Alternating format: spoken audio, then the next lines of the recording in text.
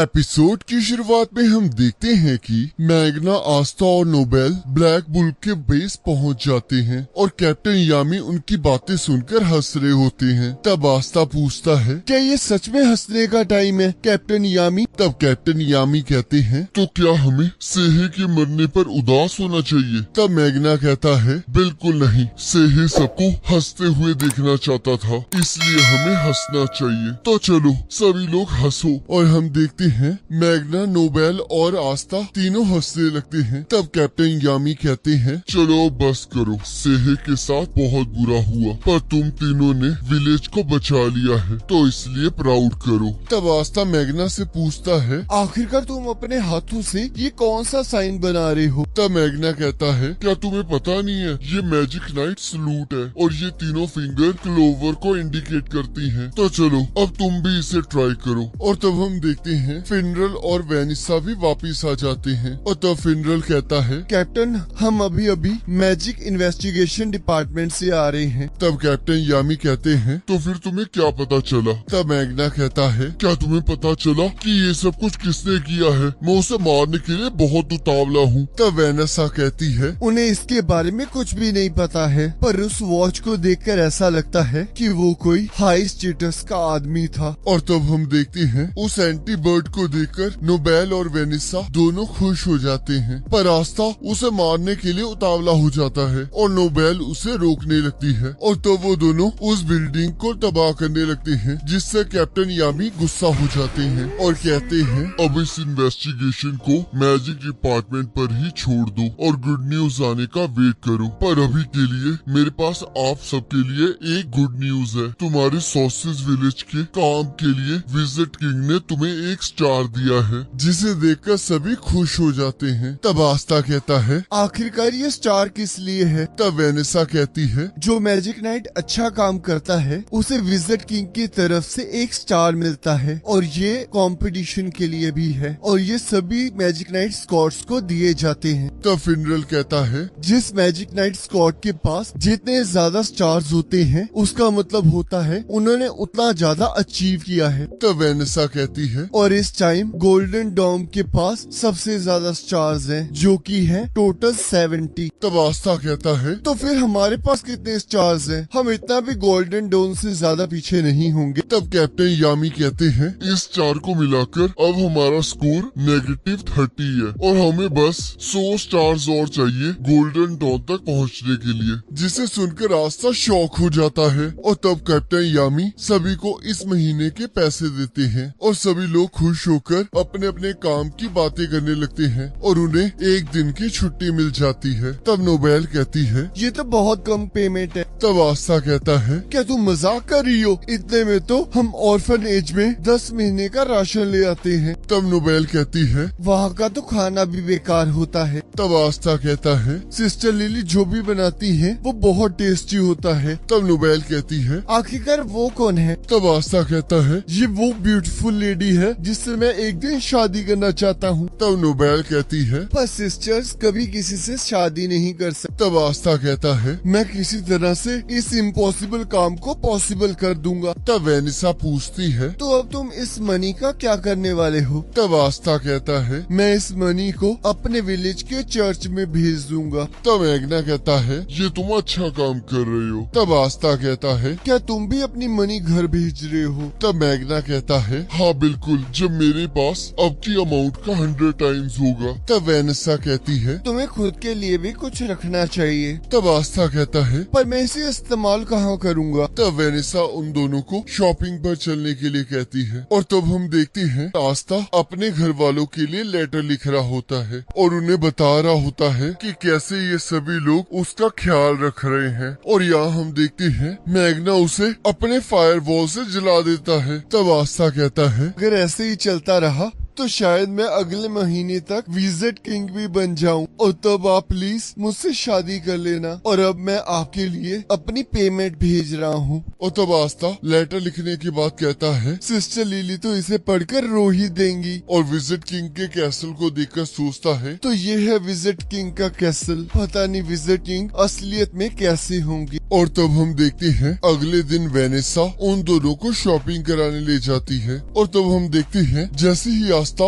Nobel को पकड़ने लगता है, नोबेल उसे धक्का मारकर नीचे फेंक देती है और तब हमें बताया जाता है जहाँ वेनिसा उन्हें लेकर जा रही होती है वो जगह कॉमन रेल्म में होती है जहाँ पर कॉमनर्स रहते हैं। और तब आस्था अपने कंपटीशन के दिन को याद कर रहा होता है और सोचता है कितना मजा आएगा अगर चर्च के सारे लोग यहाँ होंगे। और तब हम यहाँ देखते हैं घोष अपनी बहन के लिए कपड़े लेकर जा रहा होता है, जिसे देखकर वो तीनों हैरान हो जाते हैं। और तब हम यहाँ देखते हैं और यहाँ हम देखते हैं फिनरल एक लड़की के साथ फ्लर्टिंग कर रहा होता है, पर वो लड़की उसे थप्पड़ मारकर वहाँ से चली जाती है। और यहाँ हम देखते हैं आस्था बहुत एक्साइटेड होता है और यहाँ कुछ लोग ब्लैक बुल्स के बारे में बुरा कह रहे होते हैं। और तब हम देखते हैं वेनिसा अपनी शॉपिंग करके उन दोनों को ब्लैक मार्केट ले जाती है और कहती है ये जगह थोड़ी डेंजरस है पर यहाँ पर बहुत अमेजिंग मैजिक आइटम्स मिलती हैं। तब वेनिसा नोवेल को कहती है मुझे पता है कि तुम्हें अपना मैजिक कंट्रोल करने में प्रॉब्लम हो रही है, तो शायद तुम्हें यहाँ कोई ऐसी मैजिक आइटम मिले जो कि तुम्हारी मदद कर सके। और क्या पता यहाँ पर कुछ ऐसा मिल जाए जिससे तुम अपने मैजिकल पावर को कंट्रोल कर पाओ। और यहाँ हम देखते हैं मैग्ना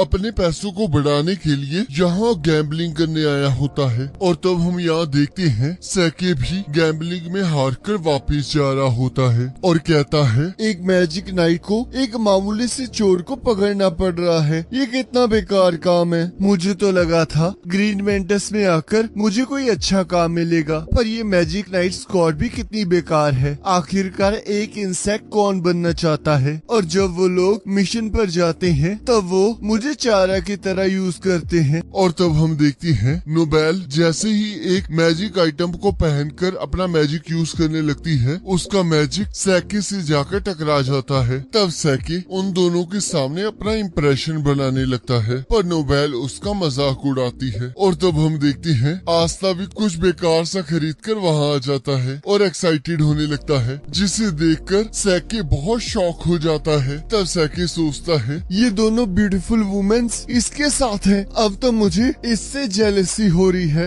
और मेरा ग्रीन मेंटिस में आना भी इसकी ही गलती है और अब मैं इससे इसका बदला लेकर रहूंगा। और तब हम देखते हैं एक चोर एक बूढ़ी औरत का सामान लेकर भाग जाता है और आस्था भी उसके पीछे भागने लगता है। तब सैके कहता है आस्था मैं तुम्हें पूरा श्रेय नहीं लेने दूंगा, मैं भी आ रहा हूँ। और वो भी अपना मैजिक यूज करके आस्था के पीछे पीछे चला जाता है। और तब हम देखते हैं वो पर्सन क्लाउड के ऊपर बैठकर भाग रहा होता है, पर आस्था भी उसका पीछा नहीं छोड़ता। और तब वो पर्सन कहता है आखिरकार ये मुझ तक पहुँच कैसे रहा है, मैं तो उड़ रहा हूँ पर ये तो बस भाग रहा है। तब आस्था कहता है मैं इसे तब तक नहीं पकड़ सकता जब तक मैं इसके बादल का कुछ नहीं कर देता। और तब हम देखते हैं आस्था अपनी तलवार को उसके क्लाउड की ओर फेंकता है, जिससे उसका मैजिक टूट जाता है और तब वो पर्सन नीचे उतर जाता है। और आस्था जैसे उस पर हमला करने लगता है वो पर्सन वहाँ से भाग निकलता है और तब सैके उस पर्सन को नीचे गिरा देता है और जोर जोर से हंसने लगता है। तब वो पर्सन उसे चाकू मारकर कहता है मुझे ये हंसी बिल्कुल पसंद नहीं आई, तो अगर मैं पकड़ा जाऊंगा तो मैं तुम्हें भी नहीं छोड़ूंगा। तब सैके सोचता है क्या मैं इस पॉइजन की वजह से मरने वाला हूँ? चाहे मैं इसे जितना मर्जी हेट करता हूँ पर मुझे इसे जिम्मेदारी देनी ही होगी। और आस्था से कहता है तुम ही वो हो जिसने मुझे हराया था, तो तुम्हें अब हम दोनों के लिए जीना होगा, तुम्हें मेरे सपने को भी पूरा करना होगा। और अपनी आंखें बंद कर लेता है। तब आस्था उसके एक कराटे मार के कहता है तुम इतनी जल्दी नहीं मर सकते, तुम्हें अपना सपना खुद पूरा करना होगा। तब वेनिसा कहती है इस पॉइजन से तुम मरने नहीं वाले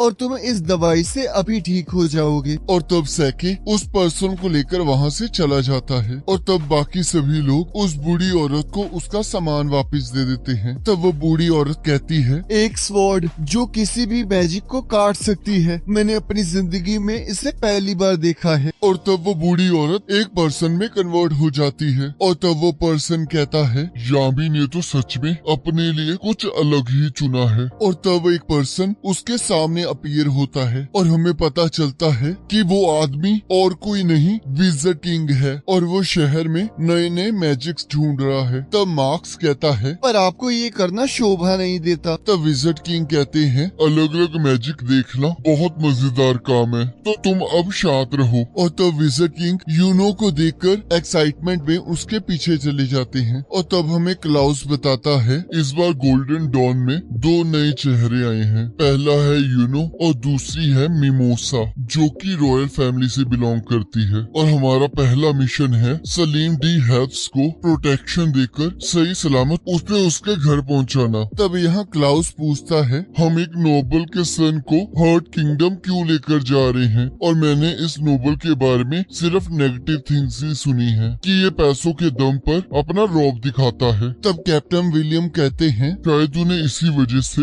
अपने बच्चे की चिंता है। तब क्लाउस कहता है पर उनके पास भी तो बहुत ताकतवर जादूगर्स हैं। तब कैप्टन विलियम कहते हैं शायद उन्हें लगा एक मैजिक नाइट का होना ज्यादा सुरक्षित है। ये नोबल हर साल मैजिक नाइट में बहुत सारा डोनेशन देता है, जिस वजह से हम इसे मना नहीं कर सकते। तो हमें वो सारी चीजें करनी होंगी जिससे क्लोवर किंगडम को फायदा हो, और न्यू रिक्रूट्स को भी साथ ले जाओ और उनका ध्यान रखना। तब यहाँ क्लाउस सोचता है सलीम यूनो की वजह से हार गया था, जिसकी वजह से वो मैजिक नाइट में सिलेक्ट नहीं हुआ। तो आखिरकार इसने यूनो को अपना बॉडीगार्ड क्यों चुना है। और तब सलीम यूनो को बुलाकर कहता है आखिरकार तुम इतने खड़ूस मूड में क्यों हो? मैंने तुम्हें अपना बॉडीगार्ड इसलिए चुना है क्योंकि मैं तुमसे माफी मांगना चाहता हूँ। तो तुम विजिट किंग बनना चाहते हो ना? तब यूनो कहता है तुम्हें कैसे पता। तब सलीम कहता है सभी कैप्टन्स ने तुम्हारे लिए हाथ खड़ा किया था और तुम किसी भी स्क्वाड में जा सकते थे, और तुमने गोल्डन डॉन चुना। इसलिए मुझे लगा कि तुम्हारा एम्बिशन बहुत बड़ा है, और मुझे पता है कि तुम्हारा नाम बहुत जल्द चारों तरफ सुनाई देगा, और मुझे पता है तुम विजिट किंग जरूर बनोगे। तो अब हमारे पास हर्ट किंगडम पहुंचने के लिए थोड़ा टाइम है, तो चलो अपने बारे में कुछ बताओ। और तब यूनो अपने बारे में बताने लगता है। तब यहाँ क्लाउस सोचता है यहाँ कितनी शांति है, पर मेरे हिसाब से इनकी फैमिली में कोई तो ऐसा होगा जो कि टेलीपोर्टेशन मैजिक यूज कर सकता हो। तो इन्होंने बॉडीगार्ड क्यों मांगे, और वो भी हम 3। अगर इन्हें इतना ही खतरा लग रहा था तो इन्हें और भी ज्यादा क्वांटिटी में बॉडीगार्ड्स चुनने चाहिए थे। और तब वहाँ काले बादल आ जाते हैं, और तब यूनो उसे चेक करने के लिए ऊपर की तरफ जाता है। और तब हम देखते हैं कुछ लोग उन पर हमला कर देते हैं, और तब हम देखते हैं यूनो उनके साथ लड़ते हुए नीचे गिर जाता है, पर वो गिरते हुए भी उन लोगों को हरा देता है और वापस अपने झाड़ू पर खड़ा हो जाता है। और तभी क्लाउस सोचता है इन्हें देखकर ऐसा नहीं लग रहा था कि ये सलीम के पीछे आए हैं। और तब यहाँ सलीम यूनो की तारीफ करने लगता है और उसके विलेज जाने के लिए कहने लगता है। तब क्लाउस कहता है इसमें बहुत खतरा है, अगर उन्होंने दोबारा से हमला कर दिया तो हम परेशानी में पड़ सकते हैं। तब सलीम कहता है इससे कोई फर्क नहीं पड़ता, चाहे मेरे पीछे कोई भी आए, तुम तीनों उसे हरा ही दोगे। और वैसे भी मुझे यकीन है कि यूनो भी अपनी फैमिली से मिलने के लिए एक्साइटेड होगा। और तब सलीम विजिट किंग और उस कल को देखकर उसकी तारीफ करने लगता है। और तब वो लोग चर्च पहुंच जाते हैं, और तब सिस्टर लिली यूनो को देखकर एक्साइटेड हो जाती हैं और कहती हैं तुम तो पहले से भी ज्यादा मैच्योर लग रहे हो, तो फिर तुम आज यहाँ क्या करने आए हो? तब यूनो कहता है हम बस एक मिशन पर जा रहे थे, अब थोड़ी देर के लिए यहाँ रुक रहे हैं। और तब क्लाउस अपने आप को इंट्रोड्यूस करता है। तब सिस्टर लिली कहती हैं मैंने आपके बारे में यूनो के लेटर्स में पढ़ा था। तब क्लाउस कहता है आखिरकार तुम मेरे बारे में उन लेटर्स में लिख क्या रहे थे। और यूनो उसकी बात को इग्नोर करता है। और तब मिमोसा भी अपने आप को इंट्रोड्यूस करती है। तब सिस्टर लिली कहती है मैंने भी तुम्हारे बारे में यूनो के लेटर्स में पढ़ा है। और तब हम देखते हैं यूनो फिर भी कोई जवाब नहीं देता। और तब सलीम भी अपने आप को इंट्रोड्यूस करने लगता है, पर सिस्टर लिली उसे अपने करीब आते देखकर उसे अपने मैजिक से उड़ा देती है। और तब फादर और बच्चे भी उसे देखकर एक्साइटेड हो जाते हैं। और तब बच्चे आस्था के बारे में पूछने लगते हैं। तब फादर कहते हैं क्या तुम आज रात रुक रहे हो, पर क्लाउस मना कर देता है। और सलीम थोड़ी देर के लिए वहाँ रुकने के लिए जिद करने लगता है। और तब सभी लोग अंदर जाने लगते हैं, और मिमोसा चर्च की तारीफ कर रही होती है, जिसे सुनकर फादर हैरान हो जाते हैं। और तब क्लाउस कहता है आखिरकार मैं इस जगह पर आ कैसे गया। और इसी के साथ एपिसोड खत्म हो जाता है। कि नेक्स्ट एपिसोड का लिंक आपके स्क्रीन पर आ रहा होगा, और उस पर क्लिक करके अगले एपिसोड को देख सकते हैं।